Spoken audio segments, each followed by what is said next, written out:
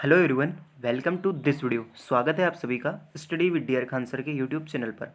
आज हो चुकी है 4 मई और 4 मई से बनने वाले महत्वपूर्ण करंट अफेयर्स के बारे में हम बात करेंगे और उनसे बनने वाले महत्वपूर्ण फैक्ट्स के बारे में भी हम डिस्कस करेंगे। तो चलिए शुरुआत करते हैं आज के पहले प्रश्न के साथ। हमारा पहला प्रश्न रहा, निम्नलिखित में से किस देश ने मई 2023 में ACC मेंस प्रीमियर कप कब जीता है, यानी कि किस देश ने जीता है। तो भाई साहब आपके पास ऑप्शन दिए हुए हैं Bhutan, option B Nepal, option C Bharat और ऑप्शन डी श्रीलंका। तो हमारे लिए इसका राइट आंसर क्या हो जाएगा, नेपाल। नेपाल देश ने अभी हाल ही में ACC मेंस प्रीमियर कप जीता है। ठीक है भाई साहब, फाइनल में इसने UAE को हराया है, ये इंपॉर्टेंट बात है, आपको याद रखना है। ठीक है, अगला क्वेश्चन हमारा, निम्नलिखित में से किस बैंक ने एजेंटों भागीदारों के लिए डिजिटल वितरण प्लेटफॉर्म शुरू किया है। तो housing development financial corporation bank यानी HDFC बैंक की बात की गई है। इसने एजेंटों और भागीदारों के लिए डिजिटल वितरण प्लेटफॉर्म शुरू करने की बात की है। ठीक है, HDFC की बात की जाए तो HDFC का full form housing development financial corporation होता है। इसका मुख्यालय मुंबई में है। स्थापना की बात की जाए तो अगस्त 1994 में मुंबई में की गई थी और इसके जो अध्यक्ष है वो अतनु चक्रवर्ती है। HDFC बैंक के CEO की बात की जाए तो शशिधर जगदीशन है। इसी के साथ मैं बता दूं कि HDFC ने एक विशेष रूप से ग्रामीण क्षेत्रों में अपने एजेंट और व्यापार प्रतिनिधित्व के लिए सेवाओं की बिक्री को आसान बनाने के लिए एक डिजिटल डिस्ट्रीब्यूशन प्लेटफॉर्म पेश किया है। ठीक है, HDFC बैंक स्मार्ट साथी अपने उपयोगकर्ताओं को एक सुरक्षित और उपयोगकर्ता के अनुकूल अनुभव प्रदान करता है। तो इसका राइट आंसर HDFC बैंक होने वाला है। हमारे लिए अगला क्वेश्चन है, 2023 यूनेस्को गुइलेर्मो केनो वर्ल्ड प्रेस फ्रीडम प्राइज निम्नलिखित में से किसे नहीं दिया गया है। भाई साहब नहीं दिया गया है। ठीक है, तो आपके पास ऑप्शन है नीलोफर हमीदी, इलाहे मोहम्मदी, नरगस मोहम्मदी और आसिया अंद्रावी। तो इसका राइट आंसर क्या होने वाला है, ऑप्शन फोर्थ, यानी कि इनको नहीं मिला है गुइलेर्मो केनो वर्ल्ड प्रेस फ्रीडम प्राइज। ठीक है, 2023 के लिए इनको नहीं मिला है। अब मैं आपको बता दूं, संयुक्त राष्ट्र शैक्षिक वैज्ञानिक और सांस्कृतिक संगठन जो कि वर्ल्ड प्रेस फ्रीडम प्राइज का नाम जो गिलेर्मो केनो के नाम पर रखा गया था, जो कोलंबियाई पत्रकार थे। 1986 में इनकी बोगोटा में हत्या कर दिया गई थी। ठीक है, तो आसिया अंद्रावी को नहीं मिला है, बाकी नीलोफर हमीदी, इलाहे मोहम्मदी और नरगिसी मोहम्मदी तीनों को ये मिला है।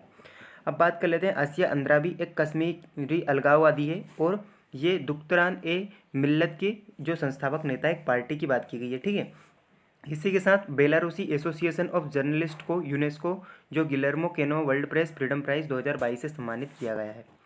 देख लेते हैं अगला क्वेश्चन, हाल ही में वंतिका अग्रवाल अंतर्राष्ट्रीय मास्टर खिताब हासिल करने वाली भारत की 11वीं महिला बनी है। तो अंतर्राष्ट्रीय मास्टर शब्द किस खेल से संबंधित है।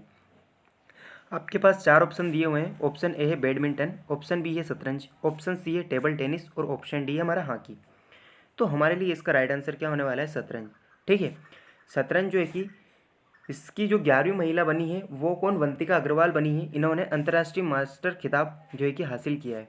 ठीक है, तो अब यह कहाँ पर आयोजित हुआ था, तो बुडापेस्ट में अपना तीसरा और अंतिम जो IM मानदंड हासिल करने वाली शतरंज में अंतर्राष्ट्रीय मास्टर खिताब हासिल किया है और 11वीं भारतीय महिला बनी है। ठीक है, 2023 में स्पेन के मोनार्को में ओपन महिला चैंपियनशिप बनी थी और इन्होंने जनवरी 2023 में जो कोल्हापुर में आयोजित राष्ट्रीय महिला चैंपियनशिप में कांस्य पदक और फरवरी 2023 में एयरपोर्ट अथॉरिटी ऑफ इंडिया के लिए स्वर्ण पदक भी इन्होंने जीता था। अब अंतर्राष्ट्रीय शतरंज महासंघ जिसे फिडे के नाम से भी जाना जाता है, इसकी स्थापना 20 जुलाई 1924 को पेरिस के फ्रांस में हुई थी। ठीक है, इसका मुख्यालय ल्यूशाने स्विट्जरलैंड में है। अर्कडी जो डेकोरविच इसके वर्तमान अध्यक्ष हैं। ये इंपॉर्टेंट क्वेश्चन है आपके लिए, आपको याद रखना है। अगला क्वेश्चन हमारा, विश्व प्रेस स्वतंत्रता दिवस 2023 का विषय क्या है। तो भाई साहब आपके पास इसके लिए 4 ऑप्शन दिए हुए हैं, आपको फटाफट इसका राइट आंसर बताना है। जैसे ऑप्शन ए है लोकतंत्र के लिए मीडिया, दुष्प्रचार के समय में पत्रकारिता और चुनाव, डिजिटल घेराबंदी के तहत पत्रकारिता, ऑप्शन सी है अधिकारों के भविष्य को आकार देना, अभिव्यक्ति की स्वतंत्रता अन्य सभी मानवाधिकारों के चालन के रूप में, और चौथा ऑप्शन है प्रेस 1 घंटे की जरूरत। तो हमारे लिए इसका राइट आंसर क्या हो जाएगा, ऑप्शन सी, अधिकारों के भविष्य को आकार देना, अभिव्यक्ति की स्वतंत्रता अन्य सभी मानवाधिकार के चालक के रूप में। ये इसकी जो है कि 2023 के लिए थीम रहने वाली है। संयुक्त राष्ट्र महासभा ने 3 मई को विश्व प्रेस स्वतंत्रता दिवस के रूप में जो है कि सिर्फ विश्व प्रेस दिवस घोषित किया है कि प्रेस स्वतंत्रता दिवस के बारे में या इसके महत्व में हमें जागरूकता बढ़ाने के लिए 1948 से मनाया जाता है और अनुच्छेद 19 के तहत जो है कि सार्वभौमिक घोषणा की गई थी। ठीक है, जिसमें अभिव्यक्ति की स्वतंत्रता को बनाए रखने के लिए जो है कि सम्मान प्राप्त करने वाले के और सरकारों को उनके कर्तव्यों को याद दिलाने के लिए मनाया जाता है। ठीक है, इसी दिन जो है कि इसका उद्देश्य मीडिया के लोगों और उनके द्वारा किए गए संघर्षों को स्वीकार करना और सरकारों को प्रेस की स्वतंत्रता का सम्मान याद करने के लिए ये मनाया जाता है। इसका विषय या थीम क्या रही है, तो अधिकारों के भविष्य को आकार देना, अभिव्यक्ति की स्वतंत्रता अन्य सभी मानवाधिकार के चालक के रूप में है।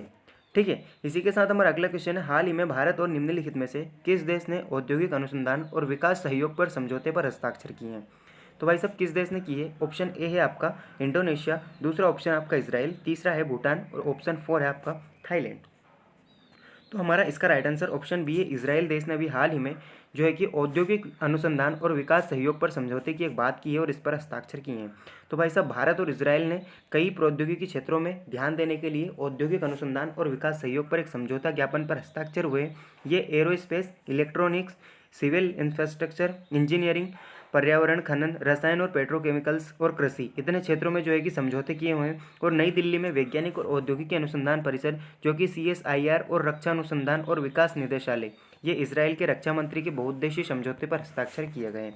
बात की गई इसराइल की, तो इसराइल की राजधानी जेरूसलम है और 14 मई 1948 को इसराइल देश की स्थापना की गई थी। इसके प्रधानमंत्री की बात की जाए तो बेंजामिन नेतन्याहू है और यहाँ पर भाषा कौन सी चलती है, तो हिब्रू भाषा यहाँ पर उपयोग की जाती है। अगला क्वेश्चन हमारा, निम्नलिखित में से किस व्यक्ति को ADB के निदेशक मंडल की 56वीं वार्षिक आम बैठक में भाग लिया है। तो भाई साहब ये कोई स्पेशली होंगे इसलिए इन्होंने भाग लिया है। तो जैसे अब यहाँ पर बात की गई है मत्सात्सुको आसाकावा, अब ये हैं तो ये खुद ही ADB के जो है कि महानिदेशक है, तो इस हिसाब से ये तो भाग लेने ही वाले हैं। ऐसे कौन है जिनने भाग लिया है, तो आपके पास ऑप्शन दिए हुए हैं। हमारे लिए इसका राइट आंसर क्या होना है, निर्मला सीतारमण। ठीक है, ये भारत से बिलोंग करती वित्त मंत्री है। इन्होंने ADB के जो निदेशक मंडल है इसकी 56वीं आम बैठक में भाग लिया है, तो ये आपके लिए इंपॉर्टेंट बन जाएगा। अब भाई साहब वित्त मंत्री है निर्मला सीतारमण जी, इन्होंने 2 मई 2023 को दक्षिण कोरिया में जो ADB यानी कि एशियाई विकास बैंक के निदेशक मंडल की 56वीं बैठक में भाग लिया है। ADB की बात की जाए तो ADB की स्थापना 1966 में की गई थी। ठीक है, एशियाई विकास बैंक इसका फुल फॉर्म है। अब बात कर लेते हैं एशियाई विकास बैंक, यहाँ पर 19 दिसंबर 1966 को इसकी स्थापना की गई थी। इसका मुख्यालय फिलीपींस के मेट्रो मनीला में जो है कि मार्ड्यूलोंग शहर में स्थित है। ठीक है, एशिया के सामाजिक और आर्थिक विकास को बढ़ावा देने के लिए दुनिया भर में 31 इसके क्षेत्रीय कार्यालय चलते हैं। और मई 2023 के अनुसार जो ADB है इसके अध्यक्ष जापान के मत्सात्सुको आसाकावा है। ठीक है, याद रखना है। अब जान लेते हैं हम हमारा 3 मई के करंट अफेयर्स का रिवीजन। जैसे विश्व टूना मछली दिवस कब मनाया जाता है, तो भाई साहब इसका हमारा राइट आंसर था ऑप्शन बी यानी कि 2 मई को। अगला क्वेश्चन था, मीरा सियाल को कहाँ पर बाफ्टा फेलोशिप अवार्ड से सम्मानित किया गया है, तो भाई साहब ब्रिटेन इसका करेक्ट आंसर है, ऑप्शन बी इसका सही आंसर होने वाला है। हमारे लिए अगला क्वेश्चन था, ग्लोबल सिल्वर अवार्ड से किस देश को सम्मानित किया गया है, यानी कि किसको सम्मानित किया गया है, तो चेन्नई मेट्रो इसका राइट आंसर था, ऑप्शन ए इसका करेक्ट आंसर होने वाला है। हमारा अगला क्वेश्चन है, यूरोप का टॉप रिफाइनरी आपूर्तिकर्ता देश कौन बना है, तो इसका राइट आंसर क्या होने वाला है, भारत। ठीक है, भारत अभी हाल ही में यूरोप का टॉप रिफाइनरीकर्ता और आपूर्तिकर्ता देश बना है। अगला क्वेश्चन है, हाल ही में टेबल टेनिस स्टार कासुमी इशिकावा को संन्यास की बात की है, ये किस देश से संबंधित है, तो भाई साहब कासुमी इशिकावा जापान देश से बिलोंग करती है और इन्होंने अभी हाल ही में संन्यास की घोषणा की है। हमारे लिए अगला क्वेश्चन है कि GST के नए नियम बनाए हैं, कितने से अधिक कारोबार वाले व्यवसाय के लिए GST के नए नियम बनाए गए, तो भाई साहब 100 करोड़। ठीक है, 100 करोड़ से अधिक के कारोबार वाले व्यवसाय के लिए GST के नए नियम बनाए गए। ठीक है, किस राज्य ने जलवायु परिवर्तन से प्रभावित लोगों के लिए देश की पहली पुनर्वास कॉलोनी बनाई जाएगी, तो इसका राइट आंसर हमारा ऑप्शन सी हो जाएगा, ओडिशा। ओडिशा ने भी पुनर्वास कॉलोनी बनाने जाने की बात की है। ठीक है, अगला क्वेश्चन हमारा सिंथन स्नो फेस्टिवल। ठीक है, ये हमारा कमेंट में आपको इसका राइट आंसर बताना है। सिंथन स्नो फेस्टिवल 2023 का आयोजन कहाँ पर किया गया था, आपके पास 4 ऑप्शन दिए हुए हैं। ऑप्शन ए है कर्नाटक, बी है राजस्थान, ऑप्शन सी है जम्मू कश्मीर और ऑप्शन डी है असम। तो हमारे लिए इसका करेक्ट आंसर आपको कमेंट सेक्शन में बताना है। वीडियो कैसे लगा आपको जरूर कमेंट में बताएं। ये हमारा टेलीग्राम चैनल है, आप इसको जरूर ज्वाइन करें और ये हमारा यूट्यूब चैनल है, इसको आप जरूर सब्सक्राइब करें। सो दोस्तों आज का वीडियो यहीं पर समाप्त करते हैं। वीडियो कैसा लगा आप जरूर कमेंट में बताएं और हमने जो क्वेश्चन पूछा उसका आपको कमेंट सेक्शन में आंसर बताना है। सो दोस्तों keep learning, keep watching and keep growing. Thank you for watching.